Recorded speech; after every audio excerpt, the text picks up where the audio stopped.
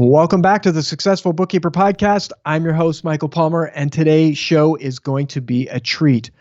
Our guest is a CPA, QuickBooks consultant, CPA, and strategic advisor who was on HubDoc's top 50 cloud accountants list and is a YouTuber with over 3 million views on his channel. Hector Garcia, welcome to the show. Hey, how are you? Thanks for having me. It's great to have you, and I'm sure our audience already has heard of you because you're all over the place on the internet, and you've created so much content, so much valuable content that I'm sure many of our listeners have seen you and consumed some of your content. But for those of you that have not heard of Hector, well, this is going to be a treat.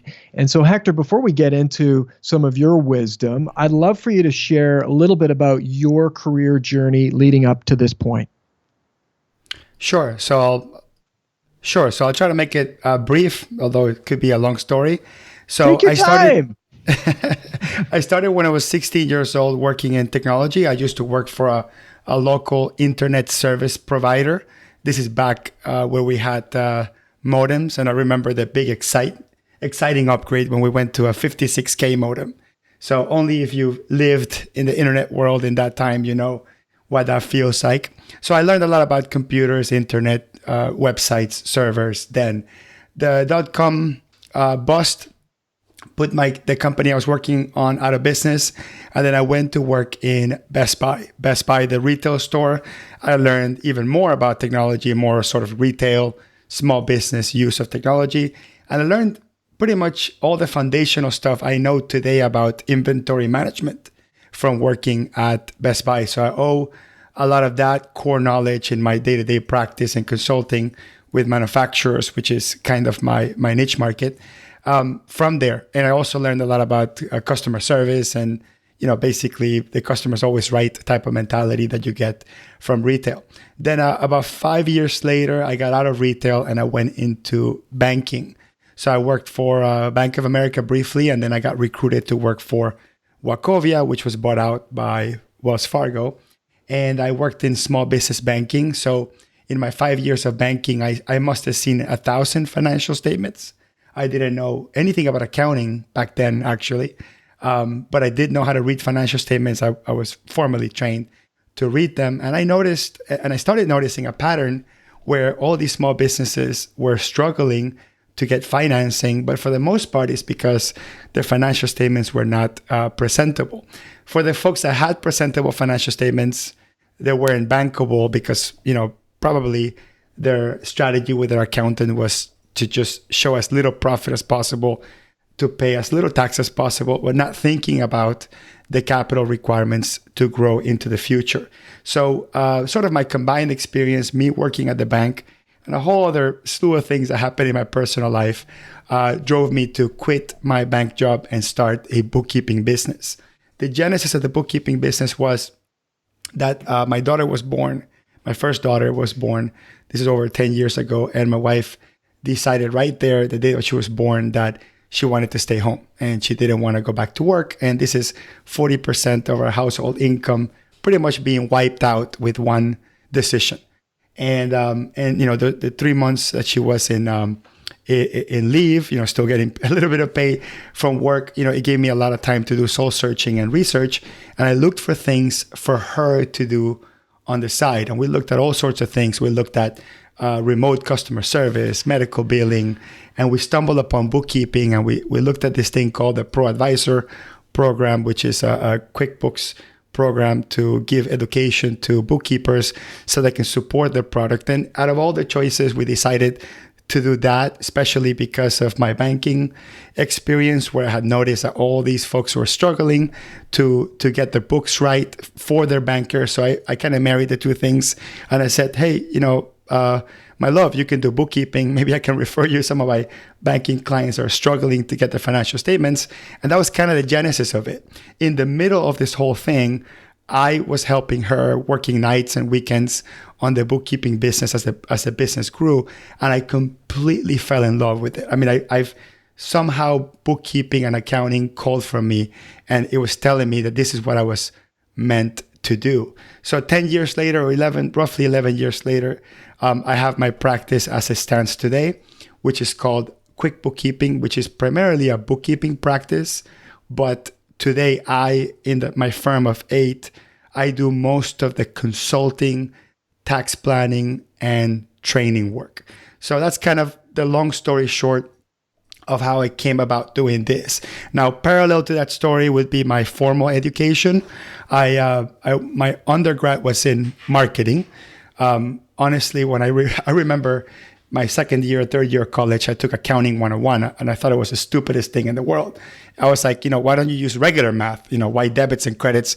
It didn't make any sense to me. And I promised myself that accounting would be the very last thing that I would do. And I picked marketing because I like the dynamics of selling and branding and all that stuff. So my story kind of came full circle when I started my bookkeeping practice. I decided to go back to school and complement my marketing degree with an accounting degree. And all these 10 years that I've been operating my business, I also became an accountant afterwards. And after I became an accountant, I became an enrolled agent for a few years until I was able to become a CPA, ditch the enrolled agent. So now I'm an accountant with an accounting master's degree, a CPA that has its roots in marketing and technology and sales. And somehow all that stuff jumbled up makes the story of where I am today. Wow. That's incredible.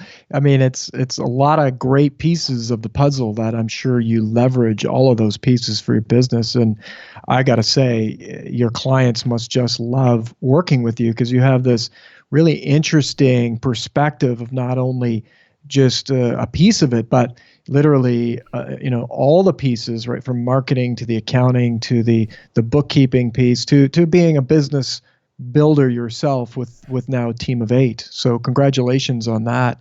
It must have been daunting when you were looking at starting this business and trying to figure it out. And did I hear that correctly, that you actually figured out, well, let's get your wife doing this bookkeeping side of the business? That's where you kind of discovered it. Did I hear that correct? I will be honest with you, and I should check my biases at the front door. But when I started this business with my wife, for my wife, I thought this was kind of like a woman's job, right? Like the bookkeeping. So that was kind of the intentionality behind it. And as I mentioned earlier, I didn't even know I would like accounting. As a matter of fact, we picked this just because I saw the opportunity. So I was looking at this from a strategic marketing level. Hey, if I help my wife build a business that I know there's an opportunity for, and she's got the personality for this, I don't. She's methodical and detail oriented. I'm none of that. So I thought, hey, this would be perfect for her.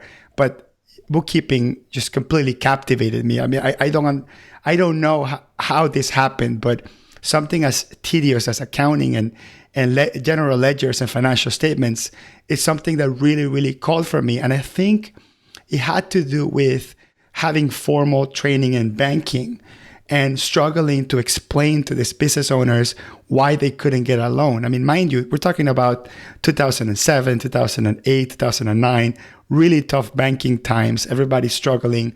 They're looking for loans. And it's very difficult for me from a technical level to explain, hey, why they can't get loans.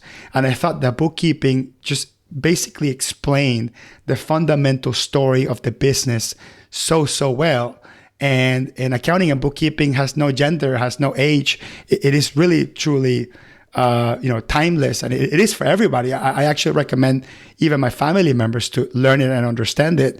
Accounting is so fundamental for anyone that does any sort of business whatsoever. So yeah, the genesis of it is getting my wife a side business, a sort of side hustle type of business, so she can raise our child and do a business on the side. But it completely turned upside down. Now my wife works part-time in it, and I'm the one that does it full-time. Fantastic.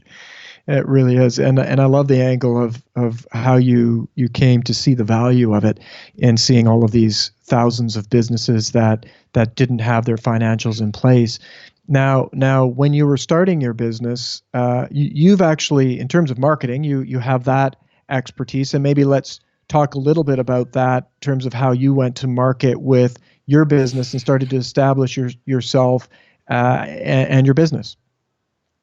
Sure. So, you know, having an undergrad in marketing doesn't make you a marketing expert at all, not by a long shot.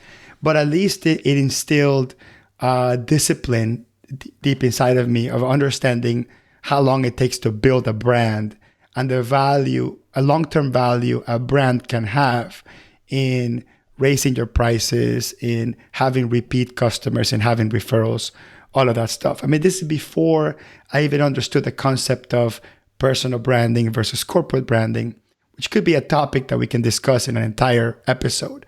But having core in marketing, not just education, I just love marketing. I mean, it's just marketing, the whole profession is something that I love simultaneously as much as I love accounting.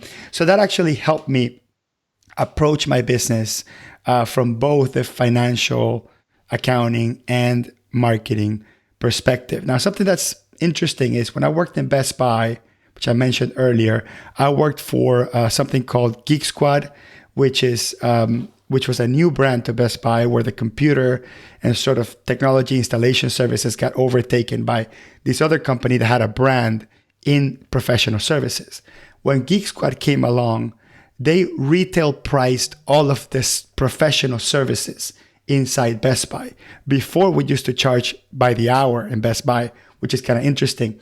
And Geek Squad came in and basically had a menu price for everything. And I thought it was crazy. How can you menu price technical services, cleaning a virus out of a computer, which sometimes could be a 30-minute thing, sometimes it could be a 4-hour thing. But they had this system in place where with fixed menu prices, some win, some lose.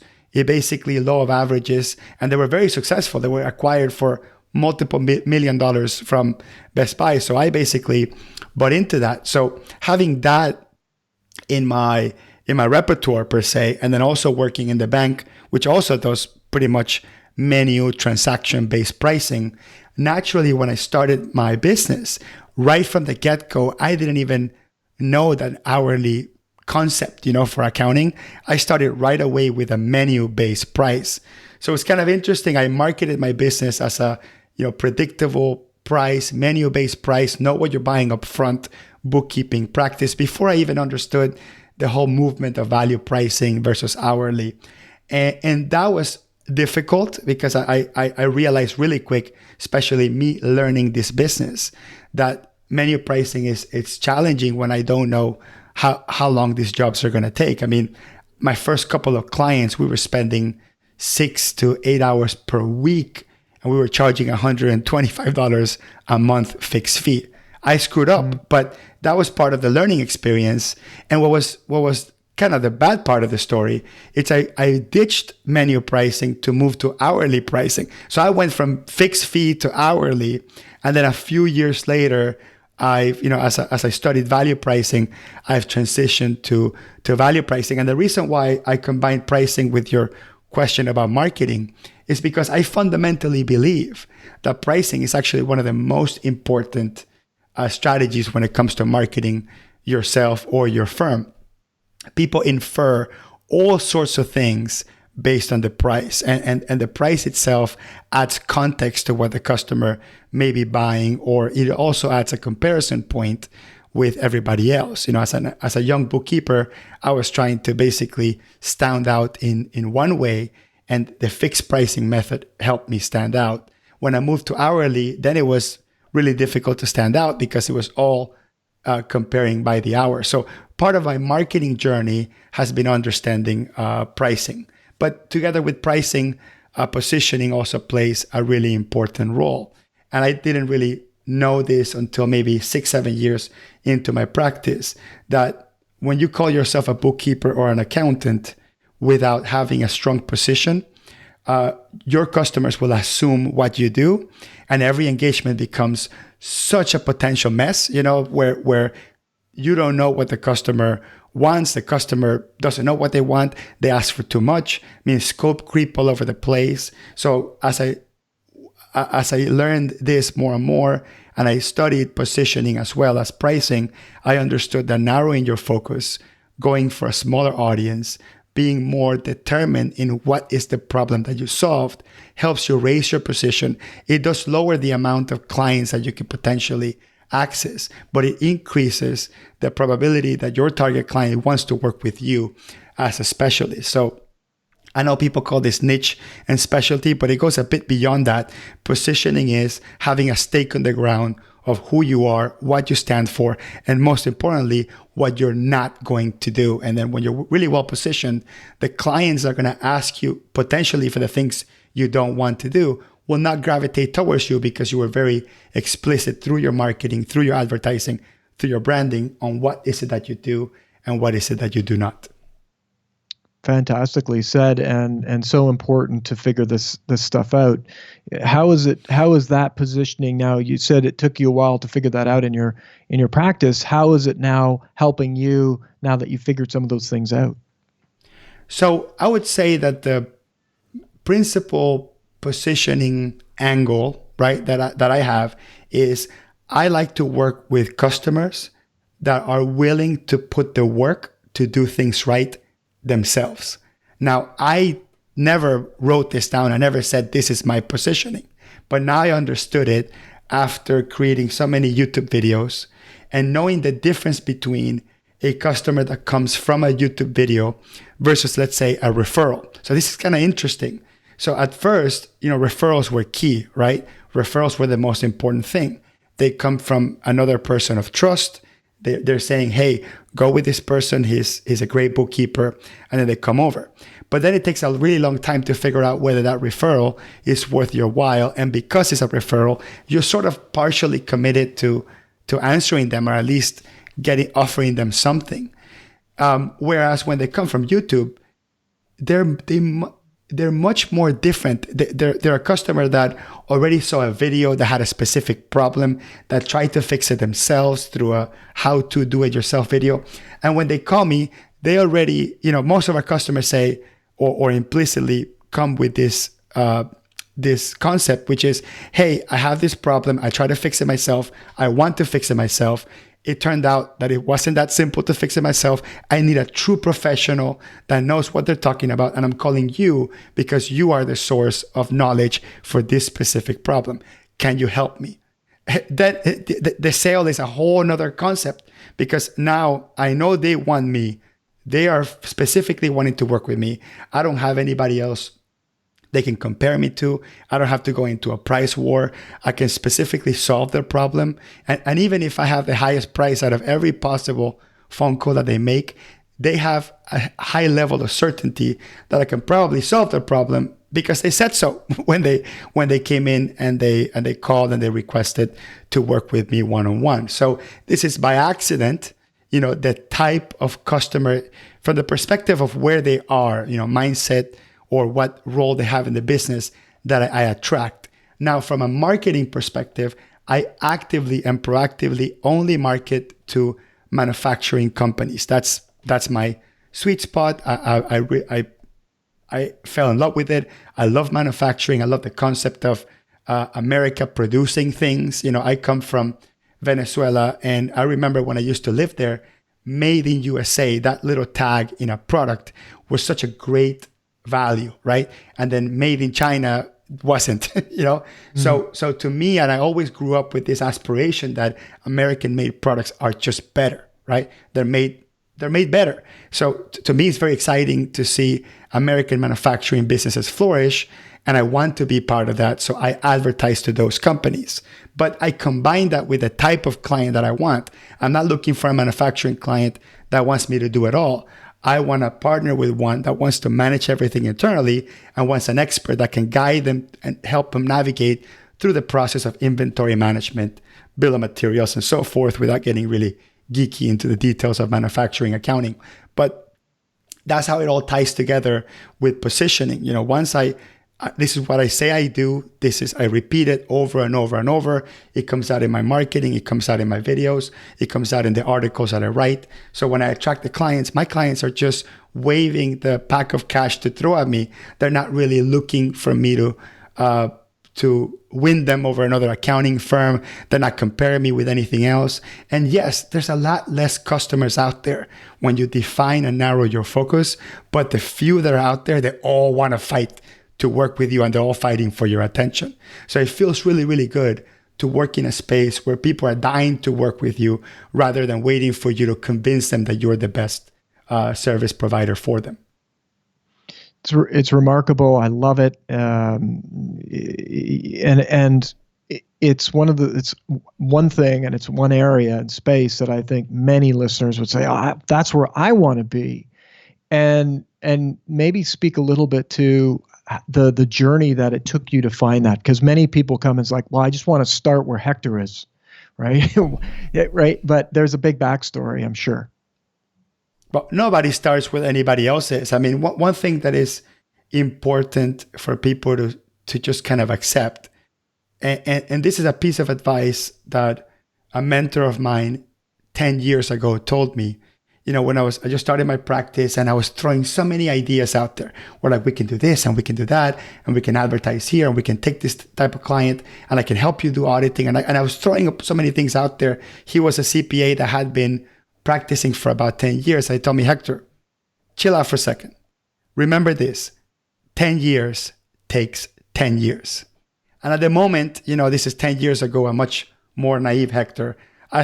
I didn't think this was really important advice, but 10 years had to happen for me to go back and reflect it and go, yeah, that does make sense. So I think a lot of times people are eager to walk before they can crawl and fly before they can walk and all that stuff. And sometimes you have to just remember that it takes time to build expertise. It takes time to build a brand. And the only way to do this is to be exposed to as many companies as possible. So when you're first getting started, being a generalist is great. I didn't know I loved manufacturing until I had my second manufacturing client. So it took one and then the second one, and for me to start connecting what I learned on the first one with the second one, feeling great about giving great advice to the second one, that's basically an offshoot of my learnings from the first one, for me to learn, okay, this is my niche. This is what I'm going to focus on. So at first, it's kind of okay to start as a generalist so you can get your feet wet in different types of accounting. I mean, doing accounting for nonprofits, doing accounting for legal law profession, doing accounting for a doctor's office, doing accounting for a retail store, for a restaurant, for a manufacturing type of client. It's all very, very different. It all looks like it's like an entirely different story, different structure, different chart of accounts, different context in what's income and what's an expense, what gets deferred, etc. Somehow you have to know what you want up front before you try it, and that's very difficult. So it's okay to start as a generalist. And as soon as you find patterns that you love, you find what becomes easy for you to explain and difficult for others, and that becomes your passion. And that's kind of how it happened. I said, you know what? I'm going to focus on manufacturing clients. This happened maybe 6 years into my practice.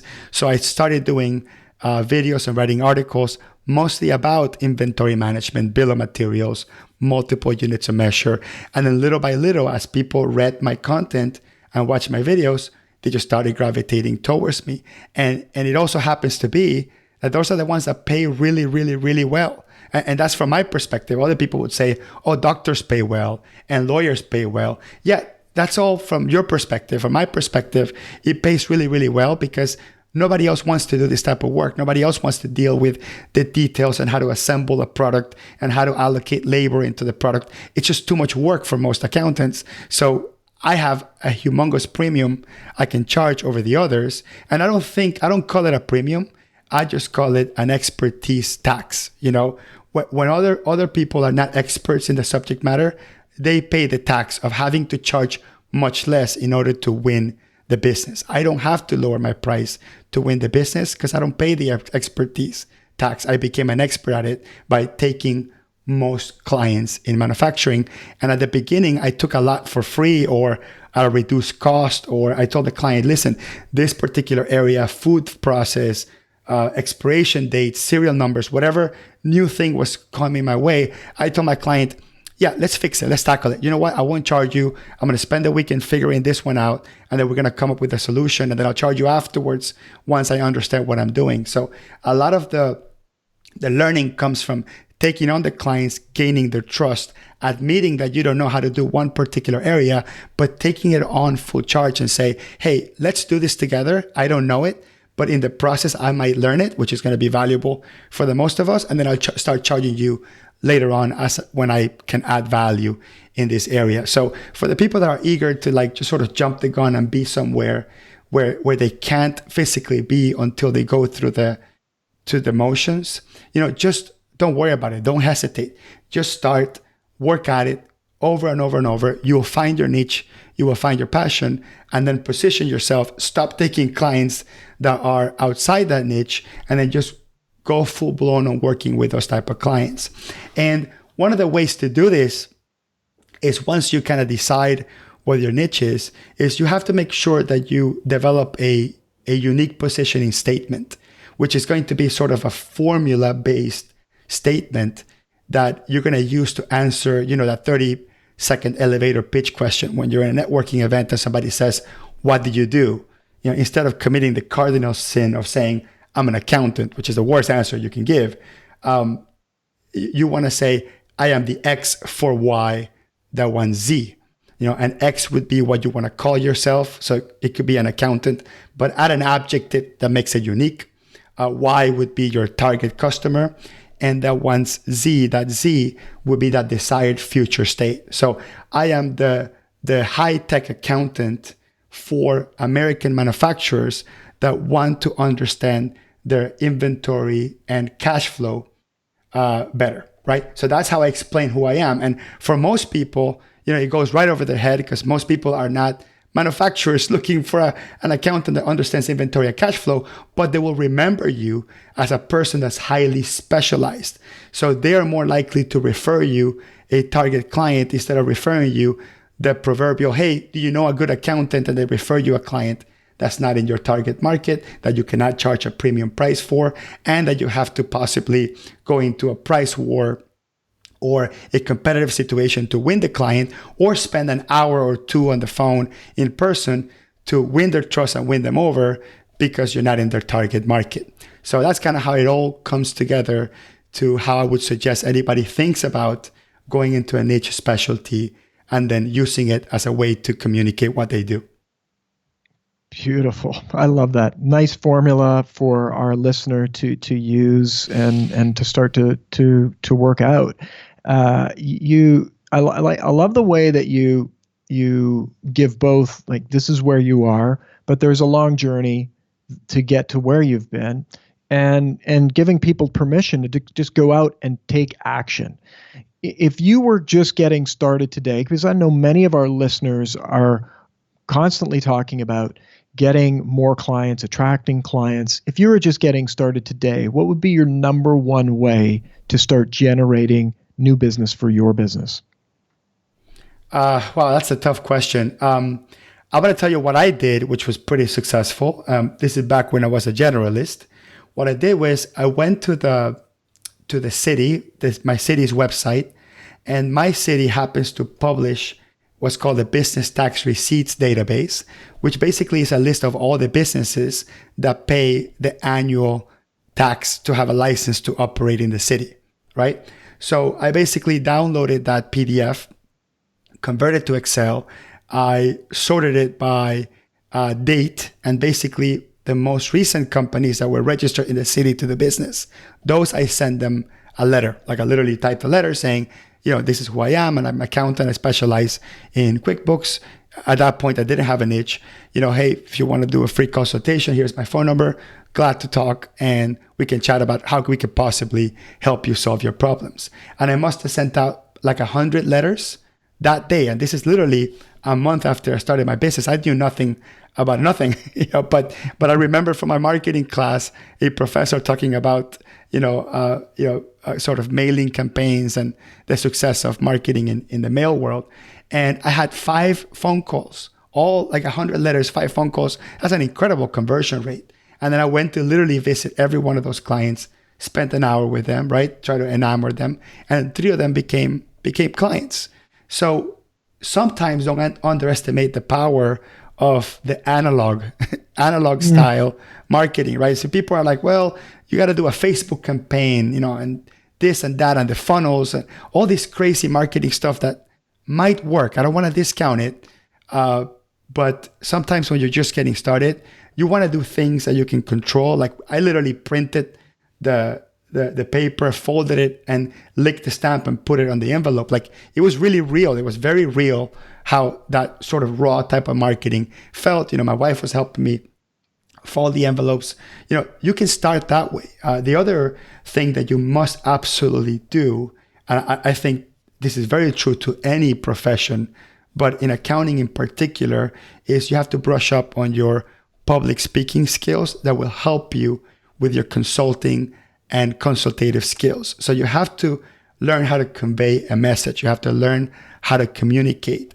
There are some groups like BNI, local networking group, and Toastmasters, local networking group, and I attended both, that kind of expose you to present yourself and talk in public, and just practicing on communicating what you do and how you do it really helps you, once you meet that client, close that deal. Because there's no use to having great lead generation marketing that brings all these leads, and then you blow it on the phone call, blow it in the meeting, or when they ask you how much you charge, you give them the standard diaper answer, right? It depends. And customers hate it depends, right? So when you can reward it depends with confidence and say, this is how much I would charge for you based on circumstance A, B, and C, which is the result of the last 45 minutes of conversation, with this outcome in mind that you want, that I want, guaranteeing that we can get to this point, this is how much I will charge. So once you learn the confidence of just having conversations, conveying a message, and communicating with your client, you'll be much more successful at getting new business. People obsess over leads, but they don't focus so much on closing the few that you have. Look, if you do good work, if you're honest and transparent, and you know your debits and credits, and you do good work, and you output good work, the word will get out. People will refer you clients, right? So as you refine your skill set, what you want to do is you want to attract the clients that you want, and you want to close those. You don't want to lose great referrals over a price question or a question that you couldn't answer because you didn't know the answer to, and you gave the client a sort of a wishy-washy answer. You don't want to lose those clients over pure communication skills. So I would say brush up on your communication skills, be exposed in such a way that you can practice and practice and practice. What is it that I do, how I do it, how I add value, how I partner with my clients, how my clients feel after working with me, and how I leave them better than when I started working with them. Learn how to do that really, really well, which is combined with sort of self-confidence and, true skill set. You're becoming a master of your craft. This is practice and repetition. You do all these things well, then you implement any sort of fancy marketing tactics. Together with that, I would add make videos. Now, don't make videos because you think that your video will go viral and your video will be better ranked than one of Seth David's videos or one of my videos or one of Veronica Wasek's videos, we're the three that's kind of make a lot of content around QuickBooks. Don't make the video thinking about that.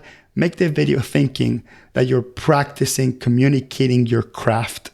And then hopefully, even if that video has 0 views, but it explains and conveys a concept really, really well, and you do get a lead that you can't close, email them and say, hey, it was great working with you. By the way, here's a video where I explain XYZ, which is a topic we talked about. It may add some value and summarize the stuff that we talked about. My doors are open. Whenever you're ready to work with me, come back and work with me. And then what will happen is when they go and talk to other accountants that don't have videos, you're going to create a standard where people are going to say, hey, my bookkeeper has a YouTube channel. My bookkeeper has videos. My bookkeeper has content. This other person trying to win my business does not.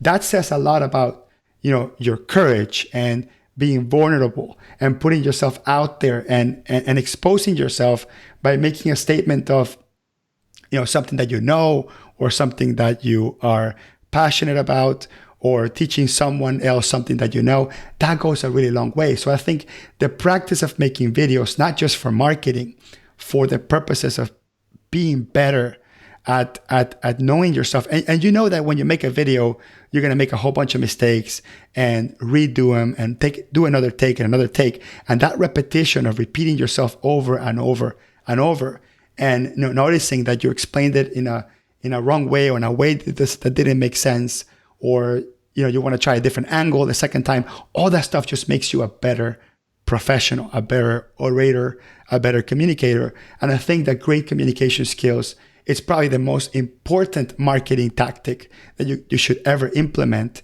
together with having great pricing and positioning, specialization. All those three things combined will help you succeed, but you have to have the patience. And it might take you 5 years to have a practice that you can look back and say, wow, I've built something great. Remarkable. You are a man of action. I think the listener and myself can attest to. And my final question for you is, how do you balance all of it? I mean, what you've accomplished in the last 10 years, I mean, we've got degrees stuffed in there, and master's programs and videos and millions of views on YouTube. You've got a family that was growing through all of this. How do you get it all done?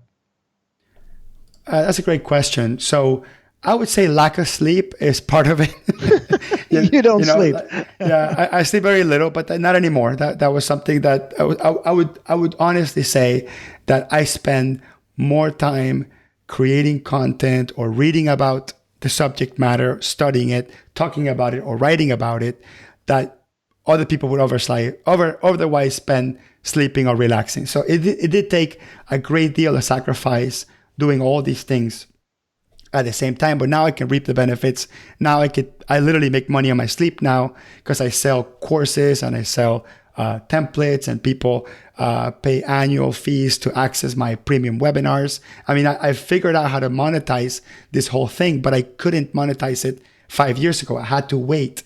Some of these things take patience. But when it comes to balancing work life, one thing that's really important, a lot of people don't talk about this, is that most folks that I know, accountants or bookkeepers, they work at least 40 hours a week, and in average 50 to 60 hours a week. And when I say work, we're talking about client work, billable client work. Now, the problem is that most of these people are charging billable client work at a fixed hourly rate, and they have to work 50, 60 hours so they can bring enough revenue to put some money on the table. So two things. One, when you build a strong brand, when you build a great brand, you can actually charge the same that others do for working half the time. Or let's say for working the same time, you can charge double. Okay, so that's a really good point. So billable work, actual billable work, client work that I do is 15 to 20 hours a week. I have in the past 5 years, I've never done more than 15 to 20 hours a week on billable work outside of tax season. Tax season is a whole nother ball game, but outside tax season, I really technically work 15 to 20 hours. Really important point. But in those 15 to 20 hours, I am so effective that I can charge a premium, double, triple, quadruple, as what the people that are working 50, 60 hours a week. So that's a really important point. The other important point is, as you build your brand, you want to build a platform where people can buy, even if it's little things. Like there's some things that I sell that are $10, $15, which are little templates and PDFs and stuff like that. And after you start building a brand that people gravitate towards you, people buy it off your website. Now, it doesn't happen magically. It takes a long time of promoting, but that's another way you can sort of make money on your sleep. And in today's world, where artificial intelligence and apps and all these technologies that are seemingly eating our lunch, and people are spending all this time whining about how it's eating our lunch, instead of figuring out innovative ways that they can serve their market without having to compete with apps or the big accounting companies, the tech companies that are trying to pose as accounting companies. So as you build a brand and as you understand value pricing, charge more for your services, and are specialized, you can actually work less, make the same, make more. And then the question of of work-life balance is not even a question that should even be asked, right? Because you're making the assumption that I have this crazy life and I have no sleep and I work 80 hours a week, and that's not the case anymore. But first 5 years of your business, commit to working like a dog, right? Work super hard, work many long hours, write a lot, make videos, create content, listen to podcasts, read, and then after a while, once people start gravitating towards you, sell something that is beyond the hours, sell your expertise, sell the results of your work. And then it will no longer feel like such a heavy weight and a heavy grind. And it's no longer a problem of work-life balance. You say it all so well, and it just comes from pure experience. Very refreshing, Hector. This has been absolutely fantastic. I would love for you to share more on where people that are listening right now can find out more about you and maybe take advantage of some of the things that you do offer. Sure. My personal website is hectorgarcia.com. It took me 5 years to get that domain name, by the way. I literally hawked it every year looking for the person that owned it at the renewal until about 2 years ago. I was able to buy it finally. Whoever had it didn't renew it, and I got it. So that's a great thing to have a really easy website you can point people to. HectorGarcia.com has most of my bio, my content, that sort of thing. And then the other place where you can find a lot of my content is in YouTube. Just search for Hector Garcia CPA, and you subscribe to my channel, and there's tons of videos and tons of content for you to enjoy. Wonderful. Hector, again, thank you so much for being on the podcast.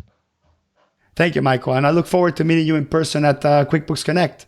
I look forward to it as well. It's going to be a real hoot, and hopefully some of our listeners will be there and can get to meet you personally.